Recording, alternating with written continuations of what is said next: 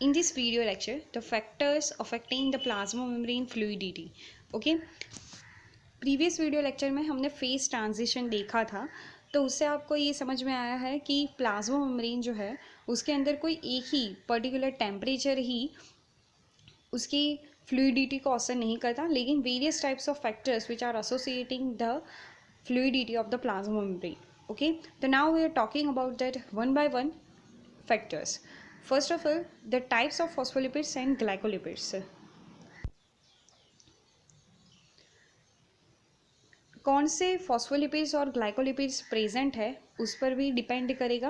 Okay, यानी कि बहुत सारे फॉस्फोलिपिड्स होते हैं, phosphatidyl ethanolamine, phosphatidyl choline, phosphatidyl serine, sphingolipid, तो सभी जो है उस पर भी क्या होगा, प्लाज्मा मेम्ब्रेन की फ्लूइडिटी जो है वो अफेक्ट होगी.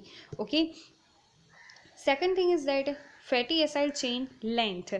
ओके, कि फैटी एसिड जो है वो कहाँ पर होता है, तो फॉस्फोलिपिड के अंदर होता है. ओके, फॉस्फोलिपिड का बेसिक स्ट्रक्चर हमें मालूम है. तो फॉस्फोलिपिड जो है वो बेसिकली किन किन 3 चीज़ों से बना हुआ होता है उसे हम first of all note down कर लेते हैं. तो phospholipids mainly glycerol, then after one 2 fatty acids, third one is that phosphate group जुड़ा हुआ होता है और उसके साथ कोई एक नाइट्रोजन बेस जुड़ा होता है, या फिर नाइट्रोजन बेस में उसके टाइप्स होते हैं, यानी कि कॉलिन जुड़ा हुआ है, या फिर इथेनोलामाइन जुड़ा है, या फिर सेरीन जुड़ा है. तो उसके हिसाब से फॉस्फोलिपिड्स के टाइप्स होते हैं. तो फैटी एसिड लॉन्ग है या फिर शॉर्ट है, उस पर भी क्या होगा, प्लाज्मा मेम्ब्रेन की फ्लूइडिटी अफेक्ट होगी. क्योंकि अगर लॉन्ग चेन फैटी एसिड्स है तो क्या होगा, तो उसके अंदर हाइड्रोफोबिक इंटरैक्शंस दो फॉस्फोलिपिड के बीच में, यहाँ पर मैं एक रफ डायग्राम आपको शो करती हूँ सो आपको बेसिकली पता चले. यहाँ पर आप देख सकते हैं कि ये फॉस्फोलिपिड्स है, उसका पोलर हेड ग्रुप्स है. तो इतनी लॉन्ग चेन होगी तो इन दोनों के बीच में हाइड्रोफोबिक इंटरैक्शन ज़्यादा होगा और क्या होगा, ये दोनों जो है वो एक दूसरे के बहुत ही साथ होंगे. ओके, आप देख सकते हैं ऐसे होंगे. ओके, तो यहाँ पर उसकी फ्लूइडिटी जो है वो क्या हो जाती है, कम हो जाती है. लेकिन जैसे ही फैटी एसिड की जो चेन है वो अगर कम हो गई, ओके, इतनी छोटी है, okay, short chain fatty acid अगर फॉस्फोलिपिड के कॉम्पोजिशन में है तो उसके बीच में जो इंटरेक्शंस है वो क्या ऐसा होगा, बहुत ही कम होगा और फ्लूइडिटी जो है वो ज़्यादा होगी. Okay, now we're talking about the third point which is called the saturation और unsaturated fatty acids. कौन से फैटी एसिड्स प्रेजेंट है प्लाज्मा मेम्ब्रेन के अंदर, वो भी एक डिपेंडिंग पॉइंट है कि सैचुरेटेड फैटी एसिड्स है तो उसके अंदर बॉन्ड्स नहीं होंगे, सिस डबल बॉन्ड नहीं होगा, और अनसैचुरेटेड फैटी एसिड अगर होंगे तो उसके अंदर क्या होगा, डबल बॉन्ड प्रेजेंट होंगे. यानी कि अगर अनसैचुरेटेड फैटी एसिड ज़्यादा तो फ्लूइडिटी ज़्यादा, सैचुरेटेड फैटी एसिड ज़्यादा तो फ्लूइडिटी कम. ओके, क्यों ऐसा होता है तो हम समझते हैं कि यहाँ पर एक फॉस्फोलिपिड की एक short straight chain fatty acid है और यहाँ पर हम देख लेते हैं कि ये बेंड हुआ वाला फैटी एसिड है, यानी कि यहाँ पर क्या है, सिस डबल बॉन्ड पाया जाता है. तो इनके बीच में अगर सिस डबल बॉन्ड है तो वो दो फैटी एसिड्स एक दूसरे के साथ बहुत अटैचमेंट में नहीं जुड़े होंगे, उन दोनों के बीच में बहुत ज़्यादा हाइड्रोस्टेटिक इंटरेक्शन नहीं होगा. सो क्या होगा, फ्लूइडिटी जो है ऑब्वियसली ज़्यादा होगी.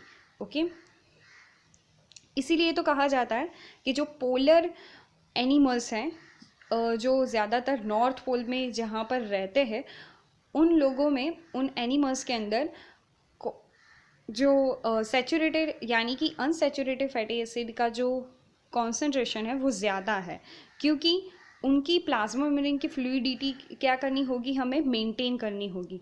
क्योंकि यहाँ पर क्या होता है, लो टेम्परेचर होता है. तो लो टेम्परेचर पर तो हमें पता है कि प्लाज्मा मेम्ब्रेन जो है वो कहाँ पर चली जाती है, जिलेशन के अंदर, यानी कि जेल फॉर्मेशन कर लेती है. ओके, तो ऐसा ना हो इसलिए उसके शरीर के अंदर अनसैचुरेटेड फैटी एसिड्स की मात्रा ज़्यादा होती है. हम बात कर रहे हैं जो एनिमल्स जो नॉर्थ पोल्स के अंदर रह रहे हैं उसकी बात कर रहे हैं, यानी कि सील हो गई, पोलर बियर्स हो गया, ओके, उनकी बात कर रहे हैं हम। उसके अंदर अनसैचुरेटेड फैटी एसिड्स की मात्रा ज़्यादा होती है प्लाज्मा मेम्ब्रेन के अंदर, सो फ्लूइडिटी मेंटेन रह सके।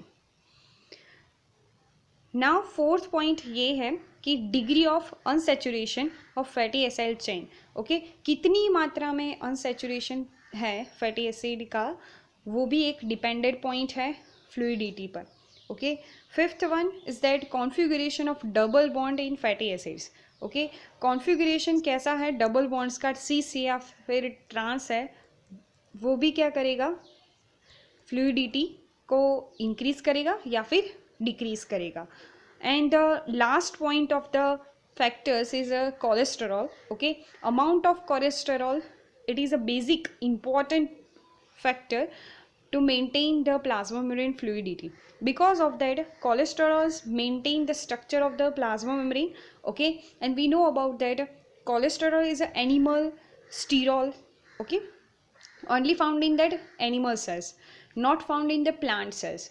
सो प्लांट सेल्स की अगर फ्लूइडिटी यानी कि प्लाज्मा मेम्ब्रेन की बात करें तो उसकी फ्लूइडिटी जो है वो ज़्यादा होती है, और एनिमल सेल की प्लाज्मा मेम्ब्रेन की फ्लूइडिटी जो है वो कम होती है, क्योंकि उसके अंदर कोलेस्टेरॉल पाया जाता है और वो क्या बना देता है स्टेबल स्ट्रक्चर प्रोवाइड करता है, ओके। तो ज़्यादा वो फ्लूइड लाइक स्ट्रक्चर में नहीं होगी, स्टेबल होगी। तो these are the factors which are always asked in our exams कि what are the factors which affect the plasma membrane fluidity। तो फर्स्ट हमें याद रखना है कि फॉस्फोलिपिड ग्लाइकोलिपिड्स किस टाइप के हैं, types of phospholipids and glycolipids, fatty acid chain length, saturated and unsaturated fatty acids, degree of unsaturation of a fatty acid chain, configuration which are found in the double bond in fatty acids, and amount of cholesterol.